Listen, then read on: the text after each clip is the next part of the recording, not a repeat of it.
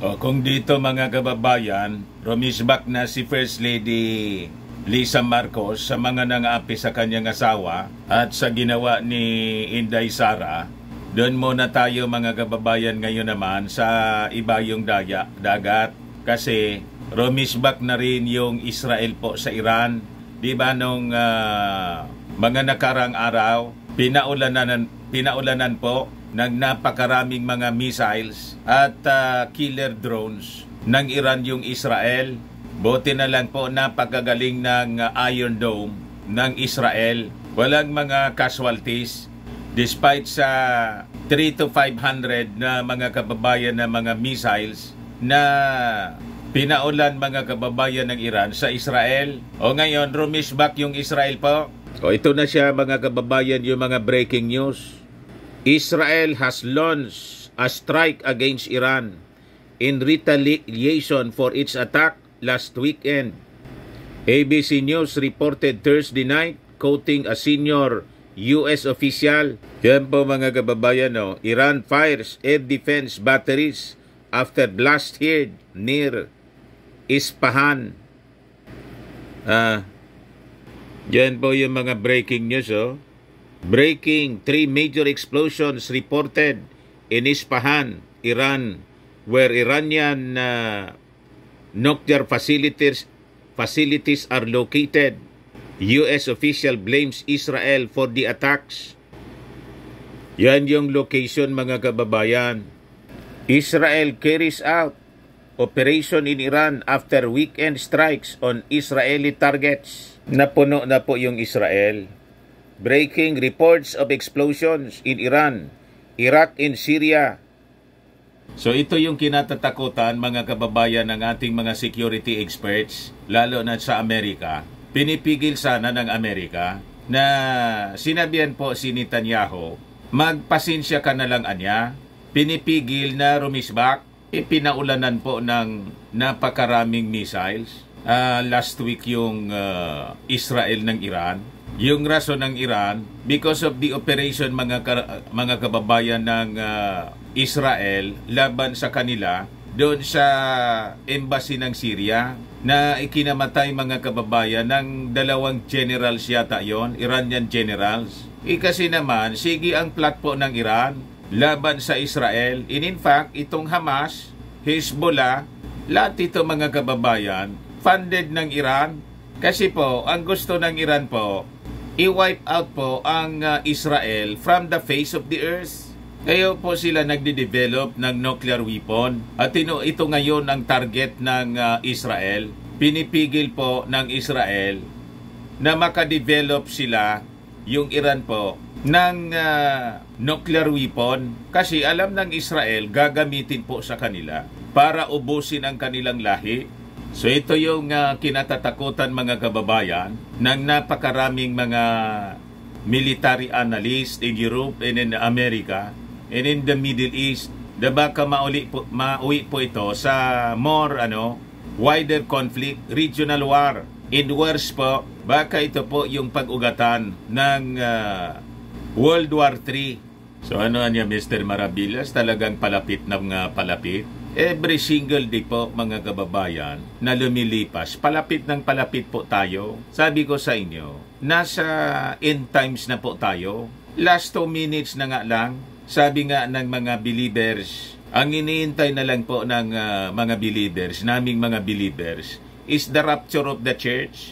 Kita ninyo, napakatindi na po yung kalagayan ng ating mundo. Dito nga po sa atin, hindi na maintindihan ng ating mga kababayan kung bakit napakainit. May pabiro nga po si Senyora. Sabi ni Senyora po, yung sikat na page sa Facebook na may pangalan na Senyora. Ano ba niya ito? Pilipinas pa ba ito o Kalan? So dinadaan na lang po sa pabiro. Pero ang totoo po, patindi ng patindi po ang kalagayan ng ating mundo. Tapos doon sa Dubai po, in Saudi Arabia, tinamaan ng matinding storm. Grabe yung pagbaha. You see? And in the Middle East, mga kababayan, in Israel, the apple of the eye of God, diyan po magsisimula. At malamang patungo na tayo sa ultimate battle po na mangyayari, and that is the Battle of Armageddon as described in the Word of God.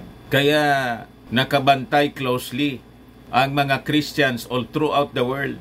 Yun na po yung bukang bibig nila. And once the rapture of the church, mga kababayan, the believers, nangawala po dito sa ibabaw ng mundo at sabihin nila may alien invasion na niya, kinuha yung mga tao, alien abduction ang paliwanag niyan, mga kababayan, ng mga unbelievers. Yun pala, rapture na.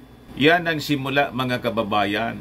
Right after ng rapture of the believers, pasok na po ang buong mundo sa tribulation. And that will last for 7 years. And the Battle of Armageddon, mga kababayan, will take place. At ang makakapigil lang yan, ang tutuldok lang po ang ating Panginoong Jesucristo. And that is the second coming of our Lord Jesus Christ. Alam ba ninyo na gano'n ang sinasabi sa Bible?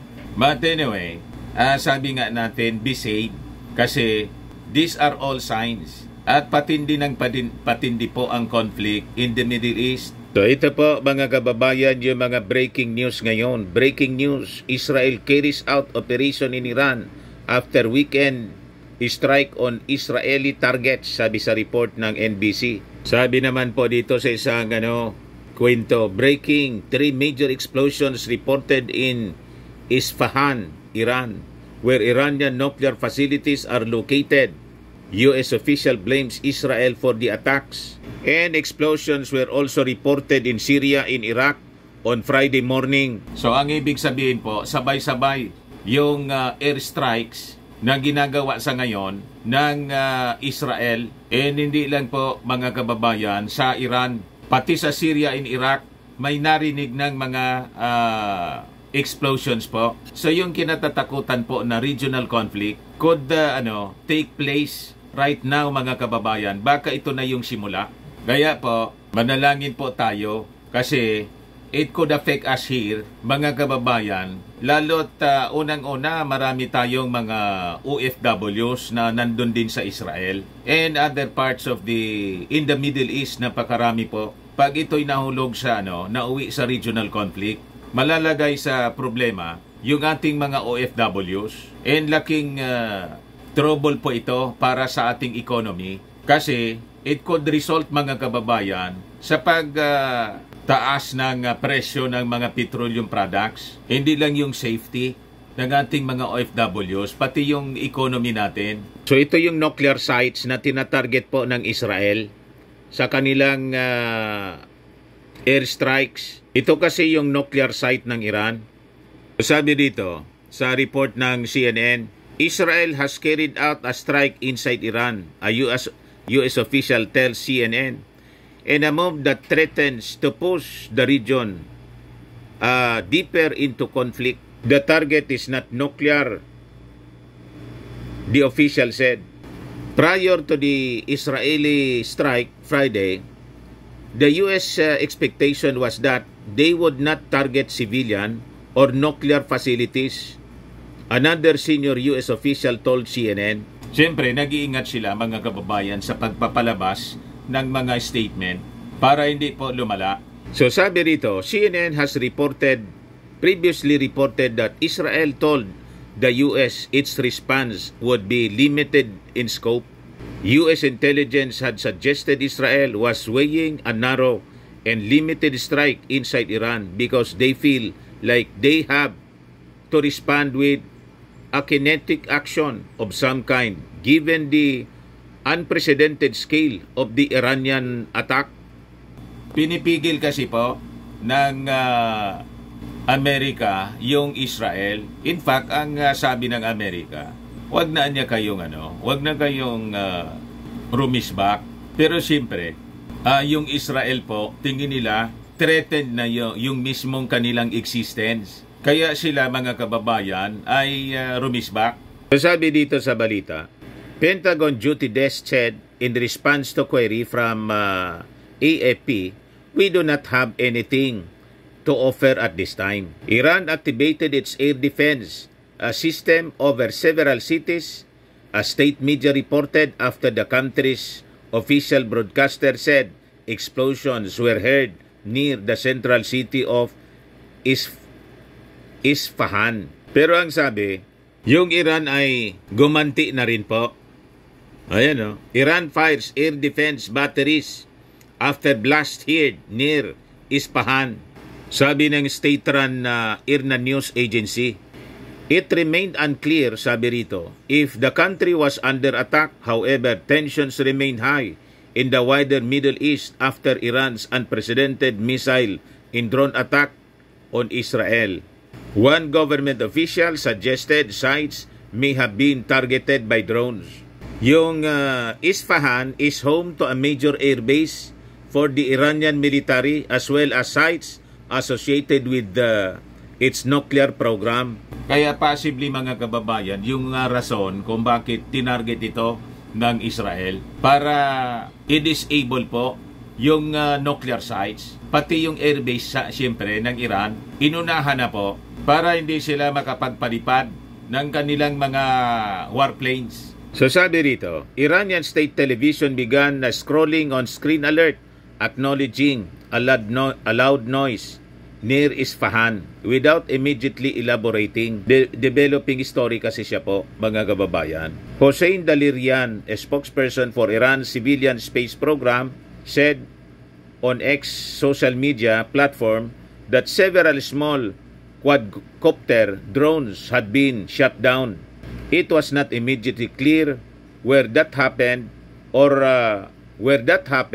if it was part of the ongoing incident in Iran. Analing sabi, very sketchy pa po mga kababayan yung mga lumalabas na balita. Ayan po yung report ng CNN mga kababayan. Oh. Pakinggan natin yung sinasabi nila. Western central Iran. One more thing that the U.S. official told me is that it is not believed to be against a nuclear facility. We've been talking about the city of Isfahan. It is one of Iran's most important. There is breaking news po nuclear facility there. My understanding from speaking with now multiple U.S. officials is that the targets that Israel had indicated that they would be going after in a counterstrike would not be nuclear. One senior U.S. official also telling me... So makikita ninyo dito mga kababayan, ito yung Israel. Oh. Napakaliit na bansa. Ito yung Israel. Oh. Tapos, ito yung sabi, Syria, Baghdad, pati Iran. Ito yung tinira mga kababayan ngayon. Sabay-sabay ng Israel. So, hindi lang yung Iran. Mula rito sa Iran kasi nagpa-lipad sila, nagpaulan sila sa Israel last week ng napakaraming mga missiles. So, ngayon, rumisbak yung Israel, hindi lang sa Iran, pati dito sa Baghdad, pati sa Syria. Kasi may mga sponsored silang mga terrorist dito. Ang Iran laban sa Israel. So yan ang mga breaking news ngayon. So babantayan natin mga kababayan. We will closely monitor itong mga developments sa Middle East kasi sigurado tatamaan tayo po rito sa Pilipinas because of our, napakarami yung ating mga OFWs in the Middle East at saka siyempre yung presyo po ng petroleum. Ayan muna po mga kababayan yung mga developments ng mga balita. Ako po si Dante Maravillas. Bye-bye po. God bless.